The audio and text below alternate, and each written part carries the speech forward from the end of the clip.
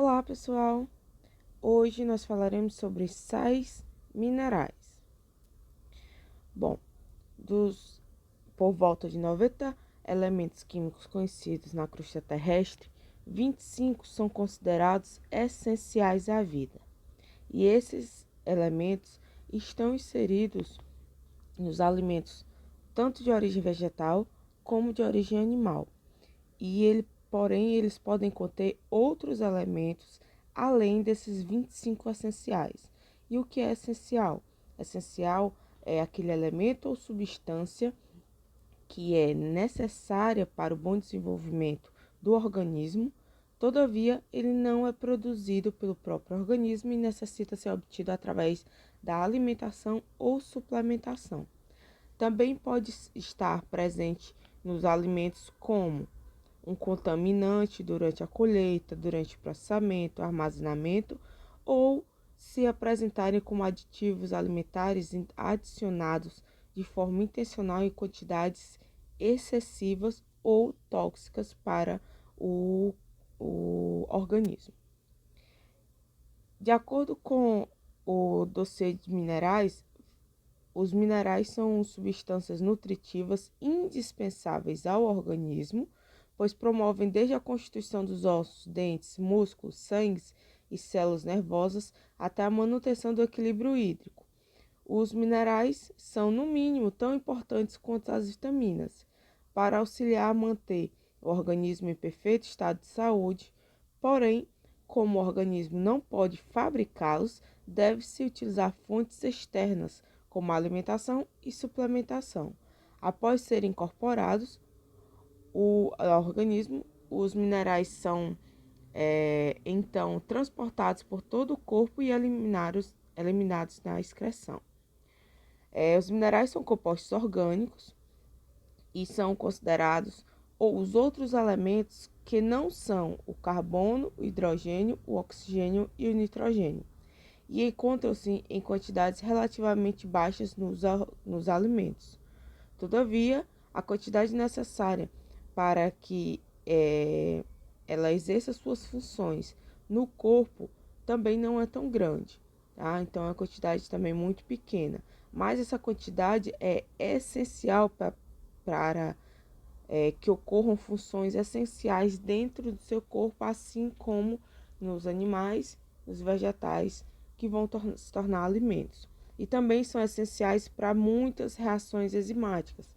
Então, muitas reações enzimáticas só ocorrem na presença de alguns minerais, que possibilitam a ativação da enzima.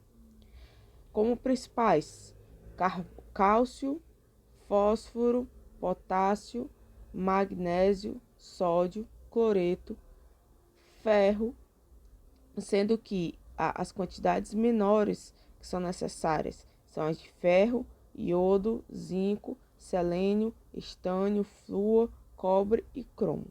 As necessidades humanas vão desde microgramas, uma micrograma é 1 grama dividido por 1000. Então, vão desde microgramas até cerca de 1 grama por dia.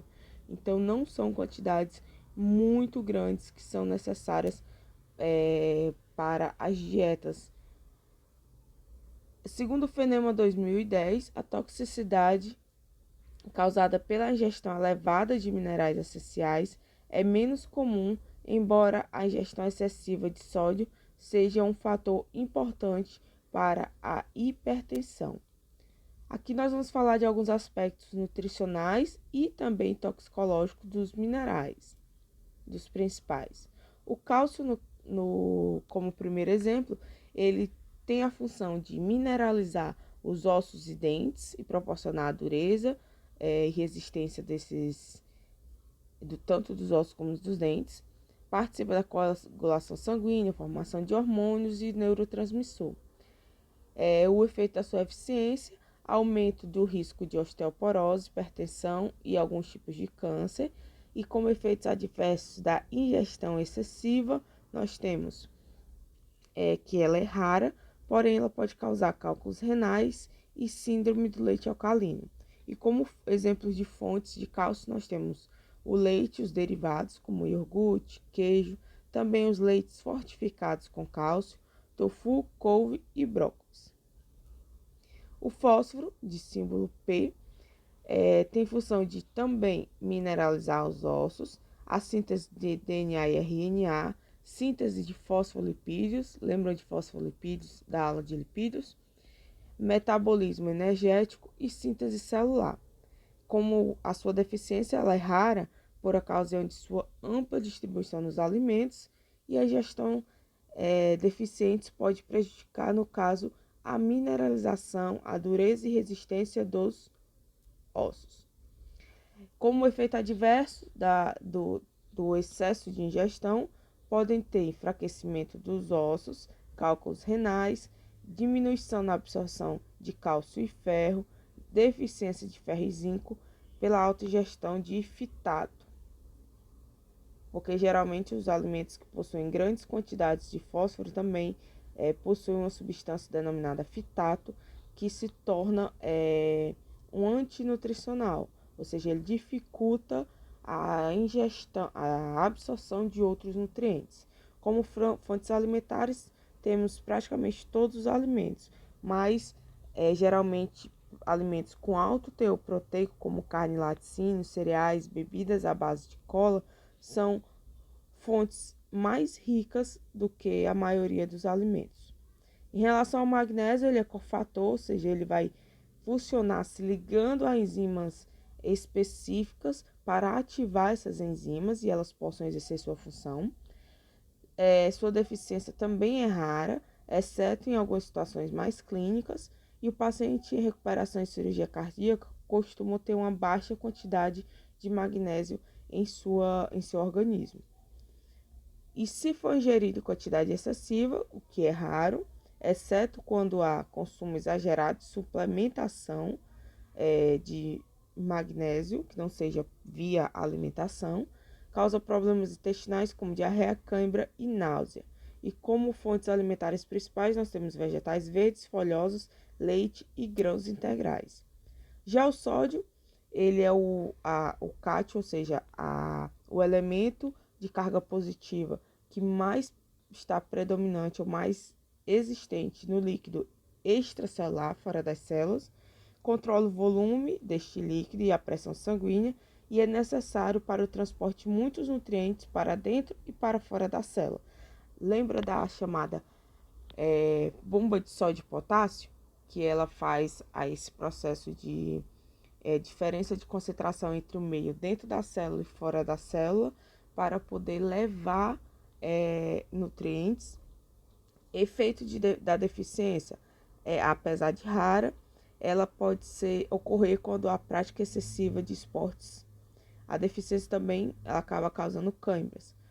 Como efeitos adversos da alta ingestão, pode levar à hipertensão a indivíduos sensíveis ao sal. Como fonte, a maioria dos alimentos apresenta baixa quantidade naturalmente de sódio. Todavia, os alimentos processados, eles têm alto nível de sódio adicionado. O sódio ele é versátil no setor de alimentos e pode ser utilizado como conservador e tempero e tem 3 funções principais. Fisiologicamente, no corpo, ele proporciona um equilíbrio osmótico e, consequentemente, tem uma influência sobre a pressão sanguínea. E como função sensorial, ele proporciona o gosto salgado, intensifica esse gosto e, se tiver em grande quantidade, ele pode acabar inibindo outros gostos de outros componentes. Como função tecnológica, existem várias. Nas carnes, por exemplo, o sal ele controla o controle do sal e o conteúdo de água que tem nas carnes e na linguiça e em outros derivados carnes influencia na consistência das proteínas. Já nos queijos, tem um impacto importante na consistência também. Nos vegetais fermentados, ele influencia no processo fermentativo e auxilia naquela formato encaracolado que os legumes têm, extraindo quantidades grandes de água rapidamente. Os cereais, ele intensifica o sabor e no pão ele tem influência no gosto, na influência na fermentação e nas propriedades de formação do glúten e na consistência da massa final. E as opções para ter o controle para a ingestão de sódio, já que ele está presente em muitos produtos industrializados que são altamente consumidos na sociedade atual. Uma é a mais óbvia, reduzir o consumo. A segunda é trocar parte do sal por temperos naturais aromáticos.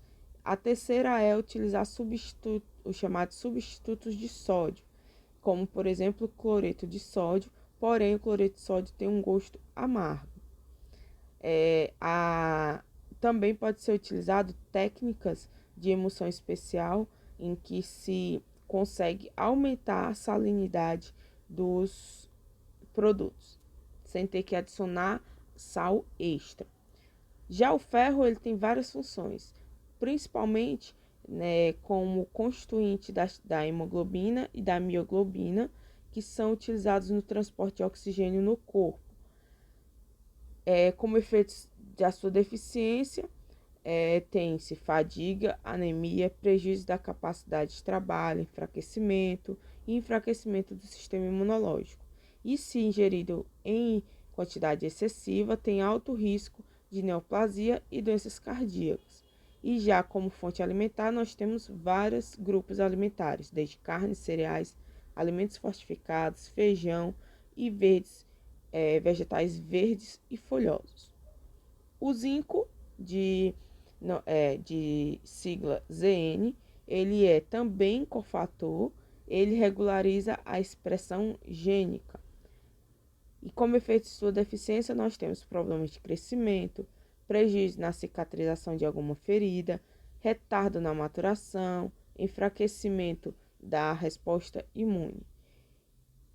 E como efeitos da ingestão excessiva, ele atua na inibição de outros dois elementos, o cobre e o ferro, e enfraquece a resposta do sistema imunológico. Como fontes, nós temos a carne vermelha, mariscos, germe de trigo e alimentos que são industrialmente fortificados com zinco. O iodo, de símbolo I, ele é necessário para a síntese de hormônios da tireoide. Se está em quantidade deficiente na alimentação, ele vai causar bócio, tá? Que é o aumento da glândula que existe no nosso pescoço, denominada tireoide. Retardo mental, diminuição na fertilidade e cretinismo. Essa glândula ela produz dois hormônios principais que vão regular vários outros sistemas do nosso corpo. Então, se tem algo, ou ela produz hormônio de forma excessiva ou de forma insuficiente, isso vai ter impacto em todo o corpo. E como efeitos da ingestão excessiva, é raro, tá? Mas pode causar hipertiroidismo em pessoas com deficiência de iodo. Já como fontes alimentares, tem o sal iodado, algas e frutos do mar. Legalmente, o Brasil é obrigado a produzir sal com adição de iodo, já que o iodo ele não está presente em grande quantidade de alimentos, então a lei obriga a adição de iodo em um tipo de alimento industrializado barato para fornecer a quantidade de iodo mínima necessária à população. Já o selênio, desculpe aqui, SE. Selênio, ele tem função antioxidante, tá? E como deficiência pode ocorrer miocardite, osteoartrite e aumento de algumas neoplasias. E como efeito da ingestão excessiva, nós temos perda de cabelo, unha, lesões cutâneas e náuseas.